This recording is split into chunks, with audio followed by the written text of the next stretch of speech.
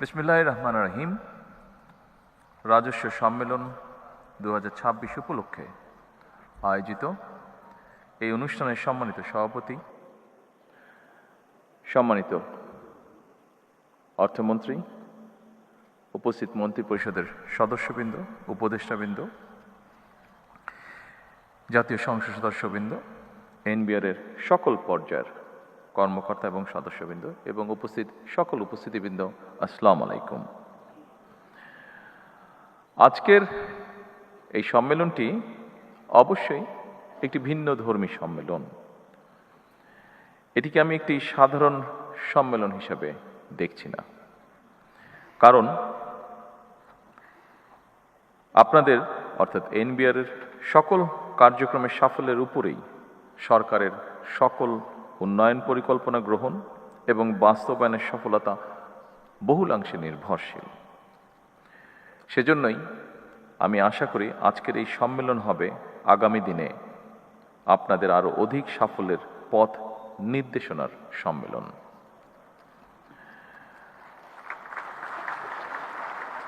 উপস্থিতিবৃন্দ,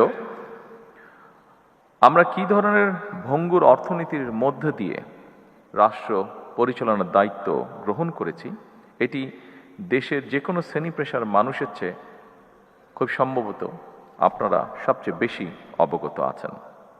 আপনাদের জানা আছে, দীর্ঘ 1.5 দশকেরও ফ্যাসিবাদ শাসন শোষণের অভিশাপ থেকে রাষ্ট্রের অন্য সকল প্রতিষ্ঠানের মতো জাতীয় রাজস্ববোর্ডও মুক্ত থাকতে পারেনি।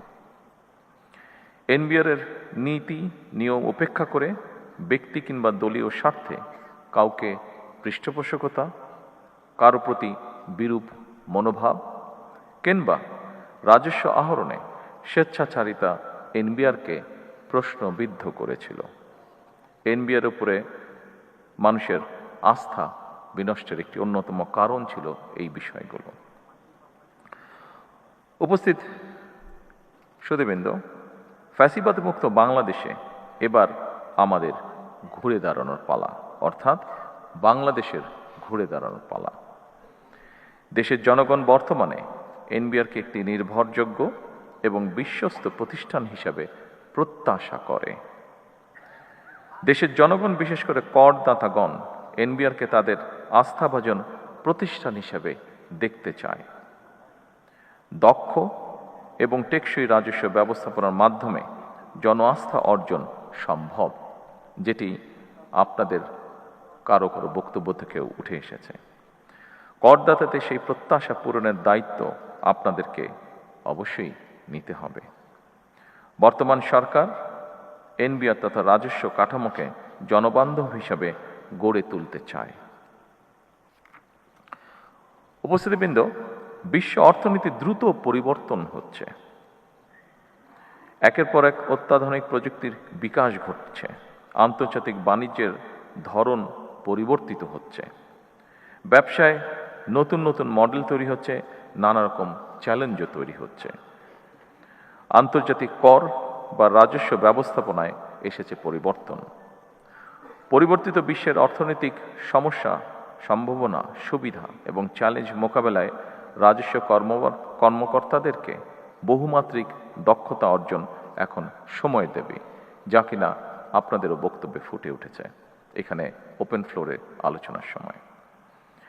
খুব সম্ভবত digital economy, e-commerce, transfer pricing, international taxation, trade finance, financial crime, money laundering, artificial intelligence, এই সবগুলো বিষয় সম্পর্কে সুস্পষ্ট নলেজ থাকাটা বোধহয় এখন অত্যন্ত প্রয়োজন। উপস্থিতিবৃন্দ, এটি অস্বীকার করার উপায় নেই। বর্তমানে দেশে ট্যাক্স জিডিপি রেশিও এখনও সক্ষমতার তুলনায় অনেক কম। কর ভিত্তি এখনও তুলনামূলকভাবে অনেক সংকীর্ণ। অর্থনীতির একটি বড় অংশ এখনও অনানুষ্ঠানিক। সীমিত সংখ্যক নিয়মিত করদাতার উপরে নির্ভরতা হ্রাস করতে হবে মনে হয়। করদাতা ও রাজস্ব প্রশাসনের মধ্যে আস্থার সম্পর্কেও আরও শক্তিশালী করা প্রয়োজন। সারা বিশ্বে একটি প্রযোজ্য বিষয় হল আধুনিক কর প্রশাসনের উদ্দেশ্য শুধুমাত্র বেশি কর আদায় নয়, বরং বেশি সংখ্যক মানুষকে স্বেচ্ছায় কর প্রদানে উৎসাহিত করা। একজন করদাতা যিনি নিয়মিত কর আদায় করছেন, রাষ্ট্র যেমন তাকে সম্মানিত করবে, একইভাবে যিনি ইচ্ছাকৃতভাবে কর পরিহার করছেন তাকেও কর প্রদানের জন্য যথাযথভাবে উদ্বুদ্ধ বা আগ্রহী করে তোলা প্রয়োজন। এটিও আমাদের ওপেন ফ্লোর ডিসকাশনের মধ্যে উঠে এসেছে। কর ব্যবস্থাপনা কিংবা কর আদায় পদ্ধতি সহজ এবং দুর্নীতি ও হয়রানিমুক্ত হওয়া প্রয়োজন, যাতে মানুষ স্বেচ্ছাপ্রণোদিত হয়ে কর আদায় স্বাচ্ছন্দ্য বোধ করেন। আমার কাছে মনে হয় একই করদাতার উপরে বারবার করের বোঝা না বাড়িয়ে রাজস্ব বৃদ্ধির নীতি টেকসই পদ্ধতি একই করদাতাদের ওপর বারবার করের বোঝা বাড়িয়ে রাজস্ব বৃদ্ধির নীতি খুব সম্ভবত টেকসই পদ্ধতি নয়, বরং কর প্রদানে সক্ষম ব্যক্তিদেরকে শনাক্ত করে তাদেরকে যথাযথ নিয়মে করের আওতায় আনার ব্যবস্থা করার কার্যক্রম উদ্যোগ গ্রহণ করা বোধহয় অত্যন্ত প্রয়োজন। এই জন্য ডিজিটালি আধুনিক ডাটা ভিত্তিক কর প্রশাসন গড়ে তোলার খুব সম্ভবত কোনো বিকল্প নেই। সম্মানিত উপস্থিতিবৃন্দ, ভ্যাট আধুনিক অর্থনীতির গুরুত্বপূর্ণ একটি রাজস্ব উৎস। তবে ভ্যাট ব্যবস্থাপনার সফলতা নির্ভর করে এর কার্যকর বাস্তবায়নের ওপর। ভ্যাট প্রশাসনের জটিলতার কারণে যাতে ব্যবসা বাণিজ্য বাধাগ্রস্ত না হয় সেটিও আপনাদেরকে কষ্ট করে নিশ্চিত করা প্রয়োজন। কাস্টমস, ভ্যাট কিংবা ট্যাক্স আদায় শুধু এনফোর্সমেন্টের বিষয় নয়, বরং রাজস্ব ব্যবস্থাপনার উপরে ভ্যাট ট্যাক্স দাতাদের আস্থা ও বিশ্বাসের সম্পর্ক তৈরি হলে রাজস্ব আহরণ অনেক সহজ হয়ে যায়। সুতরাং দক্ষ ব্যবস্থাপনার মাধ্যমে জাতীয় রাজস্ব বোর্ডকে এমনভাবে গড়ে তোলা প্রয়োজন যেখানে মানুষ এই প্রতিষ্ঠানকে ভয় না করে বরং বিশ্বাস করবে। উপস্থিতিবৃন্দ, আমি আশা করি দেশের স্বার্থে আপনারা এনবিআরকে জনগণের আরও বিশ্বস্ত এবং আস্থাভাজন প্রতিষ্ঠানে পরিণত করতে সক্ষম হবেন। ব্যক্তি স্বার্থের চেয়ে প্রতিষ্ঠান তথা সবার আগে দেশের স্বার্থ রক্ষা করা প্রয়োজন। উপস্থিতিবৃন্দ, একটি বিষয় ওপেন ফ্লোর ডিসকাশনে একটি বিষয় উঠে এসেছে। আমাদের ইন্টারিম গভর্নমেন্টের সময় এই ডিপার্টমেন্টে একটি ঘটনা ঘটেছিল।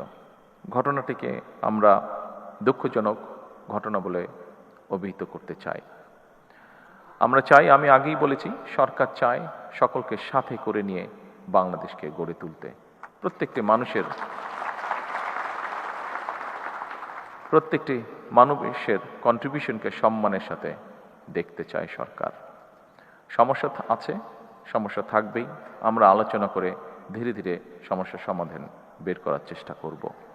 আমি এনবিআরে যেই দুঃখজনক ঘটনাটি ঘটেছিল, যদিও ওপেন ফ্লোর ডিসকাশনে আমি বলেছি, তারপরেও আবারও বিষয়টি আমি উল্লেখ করতে চাই। আমরা চাই সরকারে দায়িত্বে যারা আছেন, সরকারের বিভিন্ন কর্মকর্তাবৃন্দ, আমরা চাই আপনারা নিরাপদে স্বস্তি নিয়ে আপনারা দেশ গঠনে কাজ করুন। সরকারের অবস্থান থেকে আমরা অবশ্যই চেষ্টা করব দেশের স্বার্থে, দেশের প্রয়োজনে যে বিষয়গুলো গুরুত্বপূর্ণ সেগুলিকে প্রায়োরিটাইজ করতে। আসুন আমরা যে কোনো ধরনের বিশৃঙ্খলাকে পরিহার করার চেষ্টা করি এবং সেজন্য যদি সরকার প্রয়োজন মনে করে, অবশ্যই সরকার ভবিষ্যতে যাতে এই ঘটনাকে পরিহার করা যায়, বর্তমানে যাতে সকলকে স্বস্তিতে কাজ করার পরিবেশ করে দেওয়া যায়, তার জন্য প্রয়োজনীয় পদক্ষেপ সরকার গ্রহণ করবে ইনশাআল্লাহ।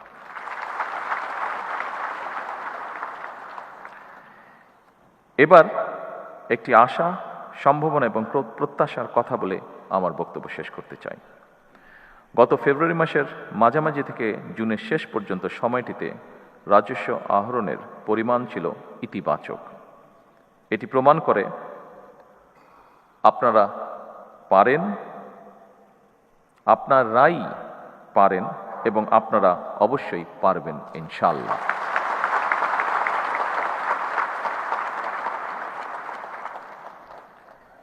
আমাদের সকলের প্রয়োজন দেশপ্রেম এবং আন্তরিকতা।